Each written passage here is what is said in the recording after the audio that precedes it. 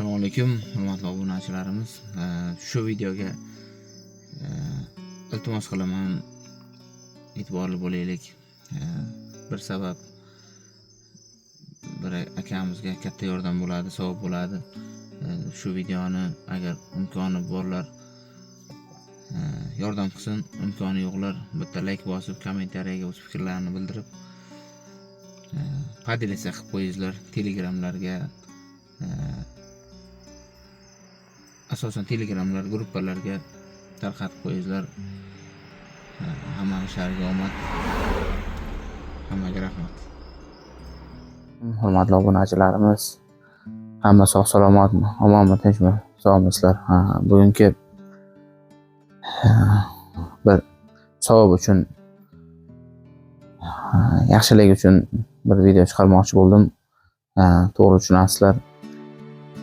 O'zimizni Kattaqo'rg'on tumanida Qo'shtepa mahallasida bir akamiz 3 yildan beri og'ir holatda beldan greja bo'lib, bo'yindan belgacha greja bo'lib qolibdi. Shu akamizga zudlik bilan operatsiya qilish kerak ekan. Shuni ko'rgani keldik. Shuni suhbatdan o'tamiz. Marhamat kelasizlar. Azamat aka.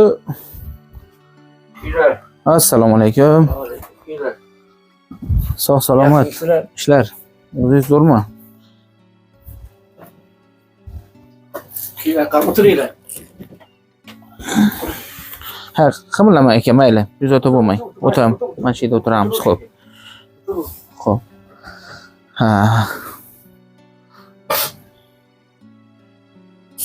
Yaxshimisizlar? Sog'lik yaxshimi aka? Charchamangiz, zo'rmisiz?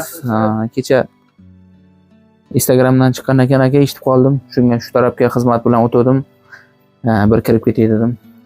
Hurmatli obunachilarimiz, akamiz 2023-yildan beri shu greja bilan aziyat chekkan. Hozir zudlik bilan operatsiya qilmasa yomon holatlarga, hattoki yurolmay qolish holatlariga olib qolish mumkin ekan. 73-yil ekan akamiz, Azamat aka. Ana shunga savob uchun qo'ldan kelgancha akamizni onalarini, karta raqamlarini qo'yib beraman, o'zim telefon nomerini qo'yaman. So'rab imkon boricha ehson uchun 1000 so'mmi, 5000mi, 10000 so'mmi qo'ldan kelgancha tashlab boringlar. 45 million so'm o'sha so'mma yig'ilish kerak ekan operatsiya bo'lish uchun. Instagramdan picha yig'ilib qolibdi aka. 45 million bo'lyapti. O'sha 45 million kerak. Instagramdan qancha tushdi kecha?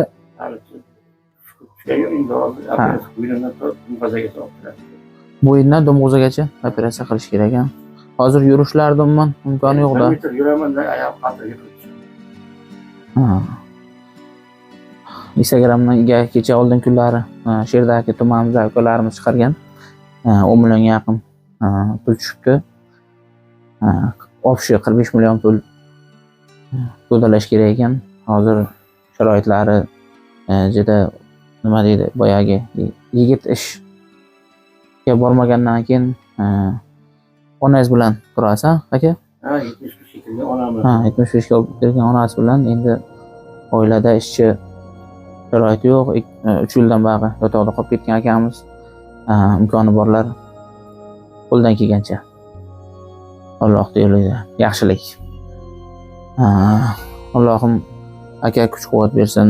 Xudo xolasa pullaringiz 5-10 kunda eson-omon tushib olib, to'dalab, zo'r bo'lib ketgan keyin o'sha operatsiyadan keyin chiqsa, operatsiyadan keyin bir kelib sizni ko'rib, nasib bo'lsa yurganlarini bir video qilib chiqaraman. Oyoqlarga ham shish bergan ekanda aka.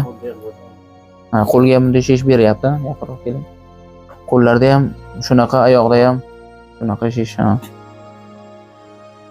Mayli. Alloh sabr bersin aka, shifo bersin. Yurtimiz, dunyomiz tinch bo'lsin. Allohim hamma yigitlarni ehson beruvchi aka ukalarimiz, opa singillarimizni Rossiyada ko'rib turganlar bor, Qirg'izistonda, Tojikistondan kuzatib turganlar bor, Qozog'istondan kuzatib turgan musulmon aka ukalarimiz bor, boshqa chet davlatlarda kuzatib turgan obunachilarim bor. Imkoni boricha qo'ldan kelgancha tashlab qo'yinglar, yordam bo'ladi, ham savob bo'ladi, ham ishlaringizga Allohim baraka beradi. Ihson bergandi, mukofoti ihsondir. Yurtimiz, dunyomiz tinch bo'lsin. Allohim akamizga ham shifo bersin. Doim yaxshi kunlarda ko'rishaylik. Qadringiz va qadringiz baland bo'lsin.